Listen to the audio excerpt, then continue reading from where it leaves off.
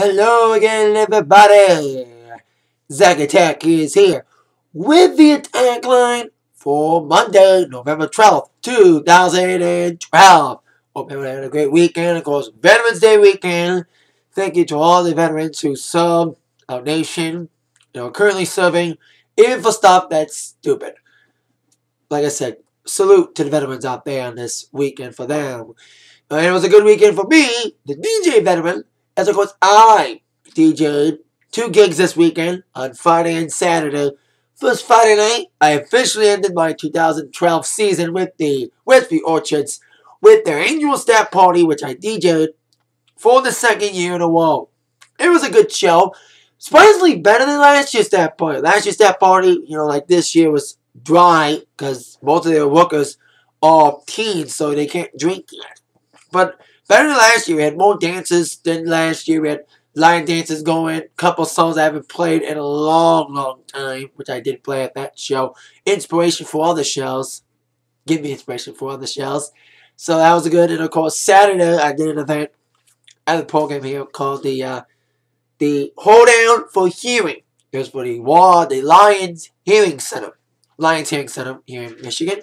And I was on the bill alongside a group called the Celine Fiddlers, and emceeing the event along with me, DJing. It was Carmen Holland. There's a picture of her there, local anchor for Channel 4. Huge honor for us to be in that company with her in this building. They had it at the second year for the Lions Hearing Center as well. This place they had it this year was bigger than the place we had it last year. We had it this place called the Royalty House in 12 Mile in Warren area. It was 9 Mile Mound this show. In Breadbagger, the MRCC Banquet and Reception Center. Great show. We had a great start, packed crowd, but it was a long night. By the time we got on there, they had dinner and a lot of stuff. This event been going on since 6. So it was a few hours of them sitting around waiting for the main attraction, me, right there to leave early. But we had a good start, decent middle, and a decent finish with a great crowd. We're back again for the 3rd year next year. So, good weekend for me. I only have 1 gig this upcoming weekend, special needs on Friday. Now, on with the entertainment news. With the #1 movie in America, as I had predicted. Skyfall, the new movie, of course, the new James Bond movie, made a huge amount of money, making it the biggest opening weekend ever for a Bond film in America, $87 million. It's already getting rave reviews across the board, and I'm wanting to see it. I've seen a few Bond movies. Most with Pierce Brosnan. Seen a bit of GoldenEye. Didn't see Tomorrow Never Dies. I did see World's Not Enough. And Die Another Day with Madonna singing the song. And that was the last Bond movie I saw. I didn't see Casino Royale.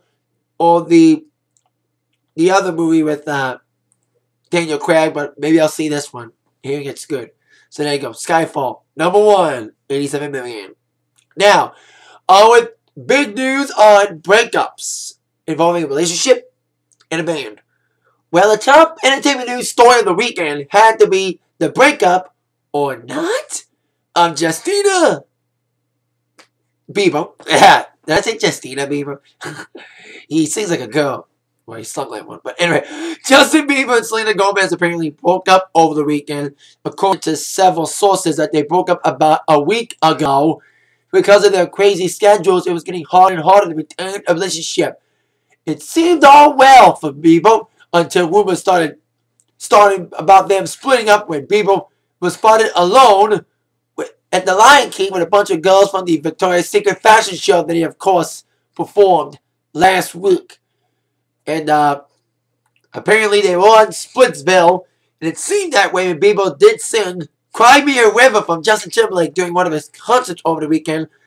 But it seemed like, despite the rumors of them breaking up, they may not after all. There was rumors of them being spotted together in New York City.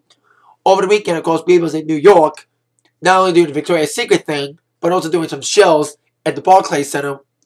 So, who knows if he and Selena are actually broken up. So, it's all real or aren't they broken up? So there you go, Justin Bieber and Selena Gomez, broken up or not. And of course, I mentioned a relationship may be broken up, and a band is indeed broken up. As over the weekend as well, INXS, Australian band, broke up after 35 years. Well, they announced at the concert they're imminent to announce a statement tomorrow. Of course, the band started off in the late 80s, but of course, their charismatic late lead singer, Michael Hutchence. Of course, they had huge albums, especially Kick. Of course, the biggest one, featuring the hits Need You Tonight, Slash Mediate, New Sensation, Never Will Tear Us Apart, and the other good song for that album, Devil Inside, another good song for the album as well. Other hits include Suicide Blonde, This Like Thieves, Original Sin, What You Need, many others. And they've been touring without Hutchence. Of course, Hutchence died about 15 years ago, back in 1997. And have a round of various lead singers, including J.D. Fortune, who I saw them with in 2011. And now the current lead singer at this time, Sirian Gribbon. They've been on an Australian arena tour at Matchbox 20 opening. And they did announce that they indeed make the announcement over the weekend at a concert during their tour in Australia. Like I said, an official statement is set to be released tomorrow. So there you go. INXS breakup announcement official tomorrow. Now, on with news about award shows, starting with the MTV EMAs Europe Music Awards, which took place last night in Frankfurt, Germany, hosted by Heidi Klum, with the big winners being Justin Bieber and Taylor Swift, each winning 3 awards, including Best Female, Best Live, and Best Look for Swift. And Bieber, who of course wasn't there live because of his touring schedule, won Best Pop, Best Male, and Best World Stage. His pal and opening act for his tour that wasn't touring at that time with him, that's why the one was taking over, probably Carly Rae Jepsen, won 2 awards for Best Song for Call Me Maybe and Best Push. And also winning Best New Act was one Duet Chain. And also Best Video, I think you should have guessed that, Oppa Gangnam Style. Psy, of course, won that award. And of course, he has been rumored to be performing at the EMAs, and it's official today. I saw the commercial before it was actually announced, but it is confirmed now that Psy, alongside Justin Bieber and Kelly Clarkson, will be performing at the EMAs. A lot of performers were added today, including Carly Rae Jepsen, The Wanted, Ludacris, and Switch Beats with Luda and Chris Brown. Of course, performers have been stacked up with those added. Of course, performing already confirmed will be Carrie Underwood, Christina Aguilera, Kesha, Linkin Park, who did win the EMAs for Best Rock, Nicki Minaj, No Doubt, Pink, Pitbull, Taylor Swift, and Usher. Of course, it'll air this upcoming Sunday, aka Survivor Series night at 8 on ABC.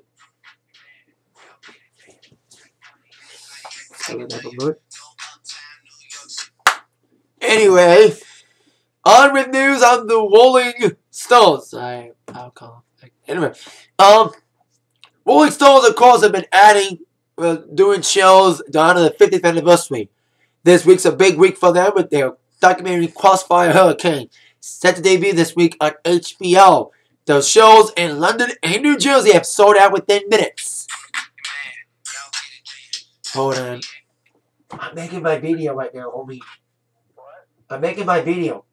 Alright, well, hey, tell me to call Peggy when you call. Okay. Good, bye-bye. Goodbye, bye-bye. Had to take that call. Sorry about that. First time taking a phone call on this show. Anyway, like I said, Stone's been doing announcements for shows in New Jersey and London. And now today, as I admitted, they added another date, at a venue they were originally set to do, but didn't eventually when they announced the initial dates in London and New Jersey. The Barclays Center in Brooklyn, New York. The date will be December the 8th, 1 week before the shows in New Jersey, which will be on the 13th and the 15th. Of course, the 25th and 29th of this month at the O2. Tickets go on sale this week. And hopefully, as many people, including myself, are hoping for, more dates will be added. Tour, damn it. Come on, Rolling Stones. We know you want a tour. You're just teasing us these one-off shows for a possible tour next year. So please, announce that tour as soon as possible. And include a Detroit, Michigan stop. We very appreciate it. We mean Detroit.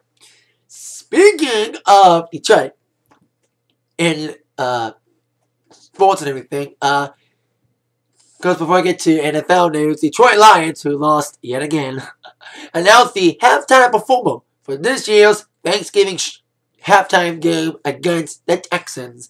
Now, last year they announced Nickelback would be doing that show last year, the halftime show. Many people, especially here in Michigan, complained that it wasn't Detroit related. Well, a Detroit native will be singing at the halftime show this year, a man who did do it back in 2010.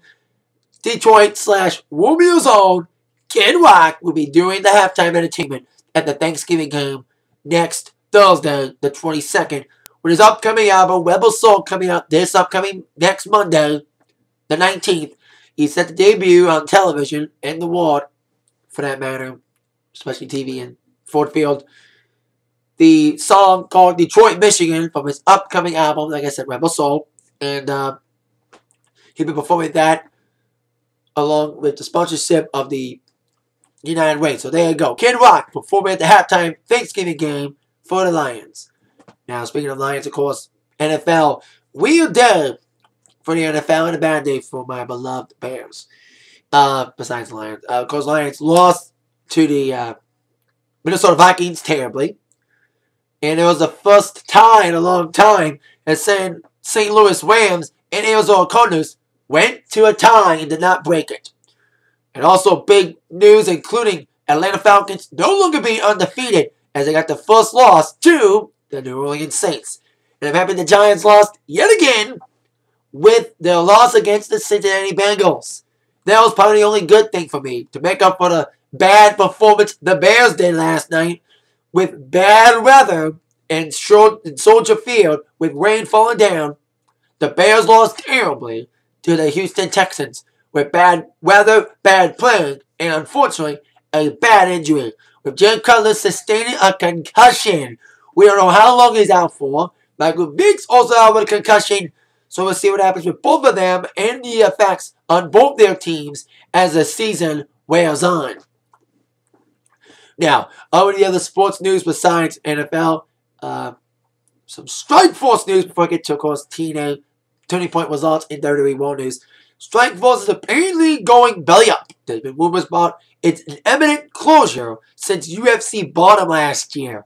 After postponing shows in November and October, they announced one big show in January, which will include all the titles on the line, as apparently Strikeforce will be closed next year. And apparently some Strikeforce people will be going to UFC, including Ronda Rousey. That means we're going to get some chick wrestling and chick fighting in UFC. So there you go. Strikeforce ready to go out of business. Invite us to join UFC. And of course, UFC got their own pay-per-view this Saturday night with GSP taking on Carlos Condit. Now, on with wrestling, starting with TNA's Turning Point results. Now, I didn't get to watch it because I told you I don't buy TNA pay-per-views. And the streaming for it sucked. But I heard Turning Point was once again a decent pay-per-view following the hugely successful Battle for Glory. TNA kind of topped themselves, with, of course, their Turning Point pay-per-view.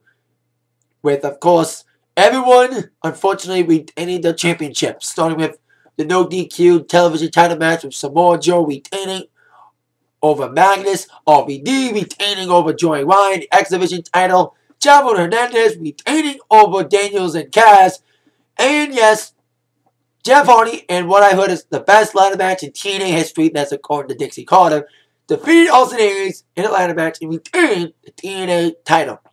Other matches included ODB and Eric Young defeating Tara and Jesse in a mixed tag. Doc from Ace and Eights defeated Joseph Park, thankfully without any help from Ace and Eights. Kurt Angle defeated Devon. In the number one contenders match, James Storm got the win in that match. That means James Storm will be the number one contender for Jeff Hardy at Final Resolution. But more importantly, James Storm pinned AJ Styles, which means AJ Styles won't get a title shot until next year's Bound for Glory. That sucks. I wish it was rude.